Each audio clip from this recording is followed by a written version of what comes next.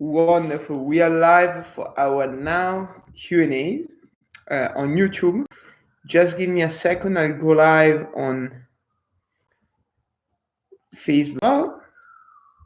So, live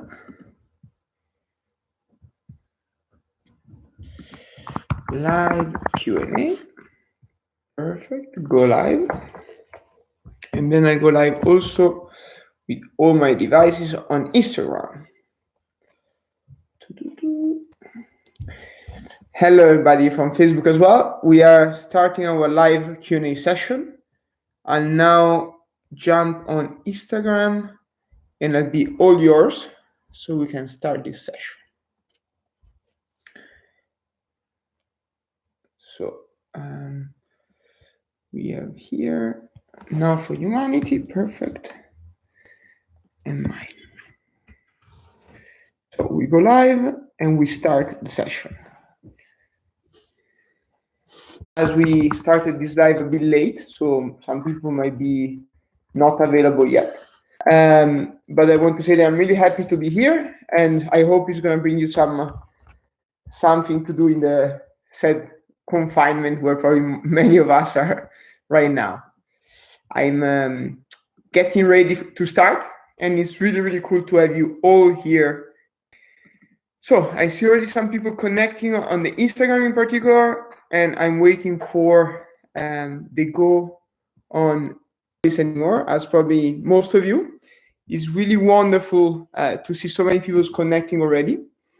Today live will be a bit shorter, around 30 minutes, because at 7 p.m. where I have another video conference with our local campaign teams. But I'm really happy to be here, and I want to tell you on, let's say, the future of this movement. And it's a really, really exciting time for us. So I'm setting up the last things on the video. Perfect. It's a really exciting time for us here now, because as you might know, we are expanding the team. We see more interesting for all of us. So let's jump into it. What are we discussing today? So first of all, it's only me. So you're gonna have to cope with me alone. The idea today, I want to give you a couple of pointers and informations on now positions on obviously the COVID crisis and what we believe our activists should do in this time. And then I really don't want to speak too much about the crisis. We are all aware about it. That's why there are so many people connected today because of confinement and so on. But I think that it's really important. This crisis is shaping our time, and how this is sadly one of the battles of this generation, of our generation, and what can a global movement do in this situation. And first, to start this reflection, I want to quote the President of the United States that I think yesterday or 2 days ago, said, we need the wall once more in discussing the situation of COVID-19 in the US. So he basically linked the situation of an epidemic, of a pandemic, with borders, migration, and this kind of issue. And we believe as now this is one of the biggest mistakes one can do. Because let's remember, the reason why the whole world is in this really dire condition is that when you have to handle or manage global dynamics, global problems, global trends, it's not enough to talk about borders. It's not enough. Right now, as we live into this period, we see it firsthand. This is not a Chinese problem. This is not a European problem. This is not an American problem. This will soon be a global problem, if it's not already. And this shows how on certain topics, as obviously epidemics, but that's a problem. We are not solving any problem. And so as of today, when you see countries scrambling to find solution and try to deal with the current situation from a national perspective, that's when things go really wrong. And that's when countries are not learning enough from one another. Countries are not supporting enough one another. If you check in these days, my social media have been really critical of the work on the sufferings and the difficulties we're going to face in the future, but also to roll back in history. The reason why we are, institutions like the European Union, the UN, the African Union were invented were exactly because people 3 generations ago, 2 generations, actually you cause tension, problems, and at the end wars. So we have to be incredibly focused and understand that we have to work together to deal with this situation. And so, obviously, as a global movement, we invite our members to do this and to be extremely open and understand that even in these dark times, if we work together, we might actually solve some problems or accelerate the recovery instead of closing ourselves and go back decades in history. And the second message we want to send, and we're going to send in our newsletter to our members, is that these times are also key for all of us for what we define as keeping an eye on our rights. What do we mean with that? Obviously, in the fight of global epidemics, you need, there are emergency procedures to take, there are freedoms, they are curtailed by governments, and this we understand. Like there is a lockdown, you can't go out and jog, and you have to, adapt your life to the current situation. However, these measures must be temporary, must be limited in scope and time. And the big worry that we have, but obviously these are shared by many other people in the world, is that once emergency procedures are enacted, then they actually maintain the war on terror and crime. Basically, all our devices are accessible from the government. And this was not a given before. So that's exactly what we have. Whatever freedom is taken away from us right now, rightfully so. So, for example, the freedom of assembly, the freedom of simply moving. The only reason to ensure that this doesn't happen is obviously trusting our governments, and we hope that our governments are made of good people, but also citizens do that because it's really easy to lose a right. And rights have been. I was reading from an article that Colomb, the co-founder sent me, that in Texas, basically abortion services and abortion clinics are being defined as non-essential. So during the US lockdown, abortion clinics and services might be closed. And this is extremely, extremely scary. It means that the rights of women have been curtailed during the lockdown. So this is just an example of something that is going on right now and us should look for. We just wanted to drop these 2 lines of thought in the live because we believe that it's really urgent and really important. I don't think that you need someone else to tell you to stay at home and these kind of things. We read it everywhere. But way less people are talking about the risk of an inward-looking society and the privation of our rights. So we wanted to mention it. And still staying on the same topic, but it's on a more positive side, we also really want to thank all our members that are on the front line of the crisis. So we have in our membership doctors, nurses, simple workers, working, keeping essential businesses open. And we hear these stories like every day from our membership in our forum, from private emails. And some of these stories are really, really moving. And I want to share one with you, one that comes directly from Brazil. We are working to set up our first team in Brazil, in Sao Paulo. And obviously, because of the crisis, this has been a bit slowed down. But actually, the person that is starting the team is a doctor, is a physician. And we were exchanging email, trying to coordinate to start working together. And I received this email where he said, "Look, by the way, this is out of topic, but if you can, with your network, with the movement, please help us raise some money for the hospital I work for in Sao Paulo, because we are already in emergency." And I live in Europe. I read eye opener for me to understand that actually we can't look only at our continent, our city, our country, because it's not enough. Crises are exploding everywhere. And on the other side, see that we can do something, we can help. And so in our upcoming letter, you'll see there is a link where you can donate to the Brazilian hospital that I mentioned. You can also donate to another Italian hospital that we already support with a crowdfunder in Bergamo, one of the worst hit towns in Italy.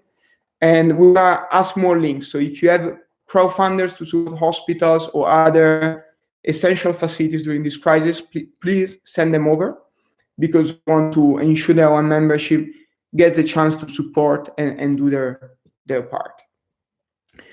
So this was a bit, let's say, the more like inspirational story of our members, which I once more thank. And now we can switch to more internal stuff. So as you might have read on our social media, we work really hard to define a new strategy for the movement. Sorry, I get a sip of juice.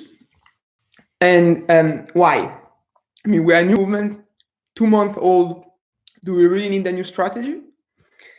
There was a question that we asked ourselves, and the answer was yes.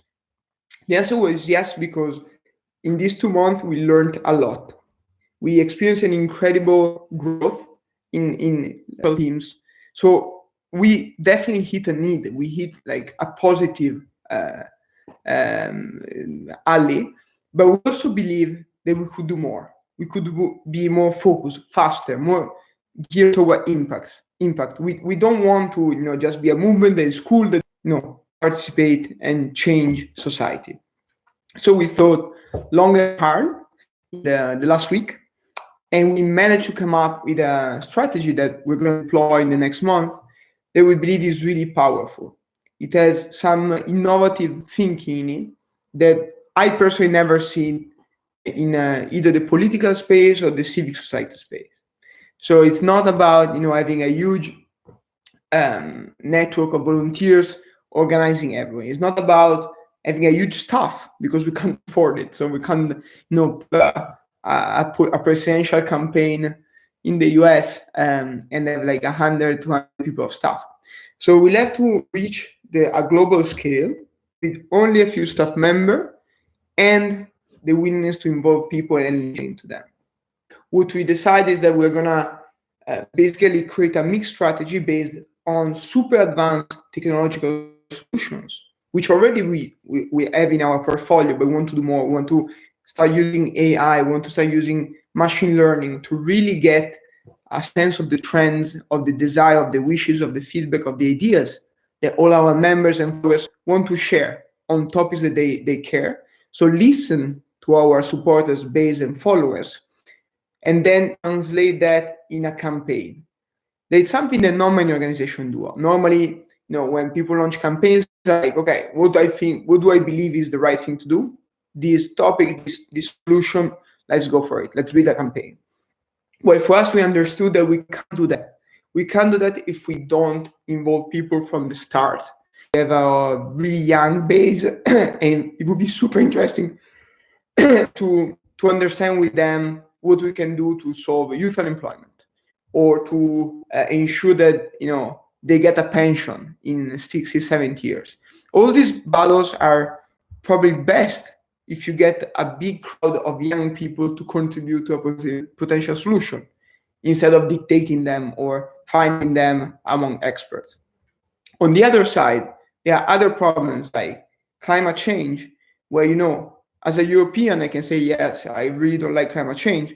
But then when you hear stories from other continents, and you understand climate change is already changing the life of people, which is not the case for most Europeans or Americans. There's a lot on the listening part, and convert those energy solutions ideas into a real campaign, a campaign that can involve the millions, even if we're a small team, thanks to tools and technology that allow for that. And obviously, wonderful volunteers that we already have, and we want more of them. So this is a bit the strategy summed up. Obviously, it's way more complex, way more detailed, but it's not really material to share in a live. But I wanted to give you a bit of a pointer, because I think that the next campaign that we launch is going to be probably before the summer. It's going to be definitely target on of campaign that starts from the listening to the delivery. In the meanwhile, we're going to obviously continue on our existing campaign, Women's Rights, Run Like a Woman, and the Global Climate Emergency one. So if you still didn't sign, go on our website and sign. Yes, I'm looking at you. Go on the website and sign. You too, huh? Go, remember. And that's basically the strategy side. Having said that, I also have a wonderful news, which we already shared internally. Our team is doubling up from 2 people and a communication manager. And they will start working with us from next week. So one next Wednesday and the other one in 2 weeks, but she's here, she's following, I can wave at her. So I know she's already contributing. And basically, I will just tell you the names because I don't want to spoil too much. We're going to have a real announcement, an official announcement on social media as well, to be a British citizens as well. And she's going to be our campaign manager. She's a wonderful, she already volunteered for us, so I can say she's a wonderful person. I know her already. And she worked a lot on our women's rights campaign. She helped a lot. And she built a team in London. So she's someone that we can definitely rely upon. And I'm incredibly happy that we're going to start working full time with her next week or in 2 weeks. And the other person is more new. She didn't volunteer for us before. She didn't know now until the application period. And her name is Bettina. Bettina is from Côte d'Ivoire, which is in English is Ivory Coast. And she, she grew up in France, but originally from there. And she's our communication manager. She's gonna do a wonderful job to finally professionalize a bit our social media communication that so far was done by Colombe and I with the best of our knowledge and ability, but with little time. So we didn't do the job. We did enough to make you interested, but not enough to grow the movement as much as we want.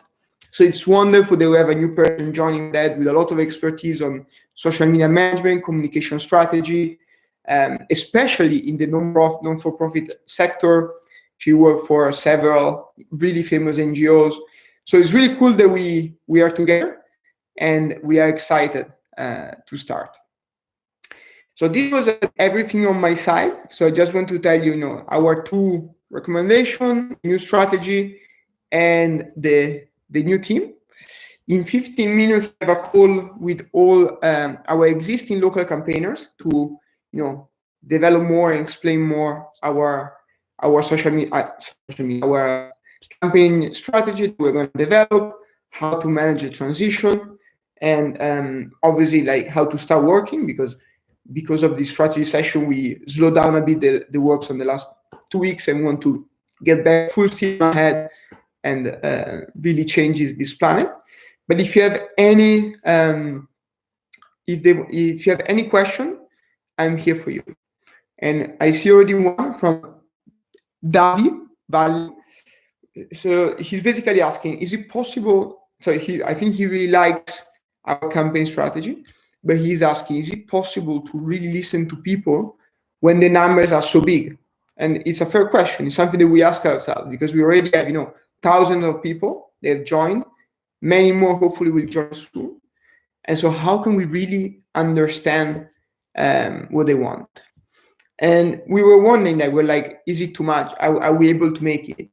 And that's where we learned that there are amazing digital tools based on artificial intelligence, machine learning, and other solutions that can summarize and extract trends from big amount of data.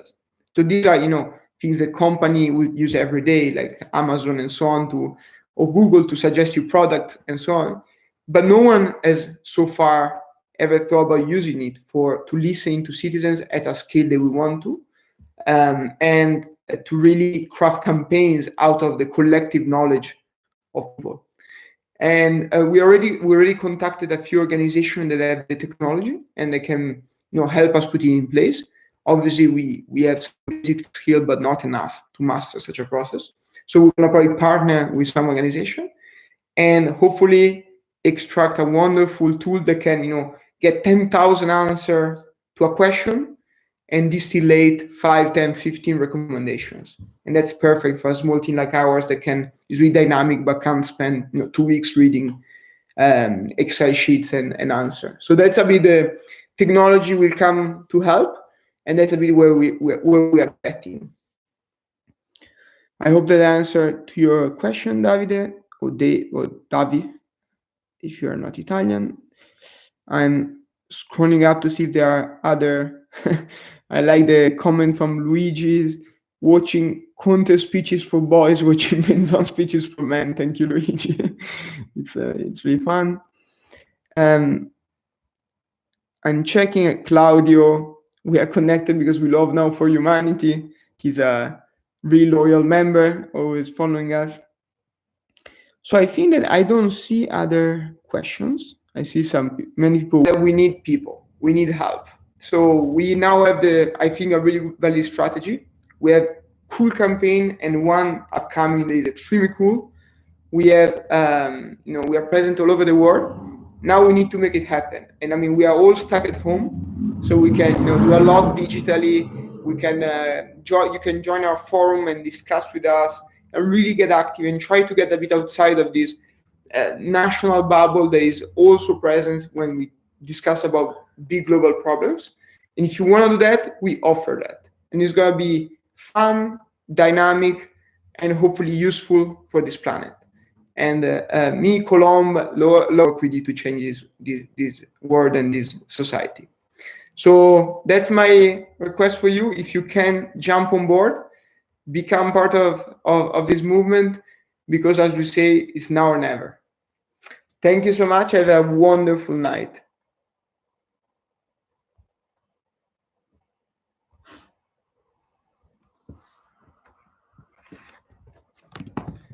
I say bye to Facebook as well. Bye-bye, Facebook.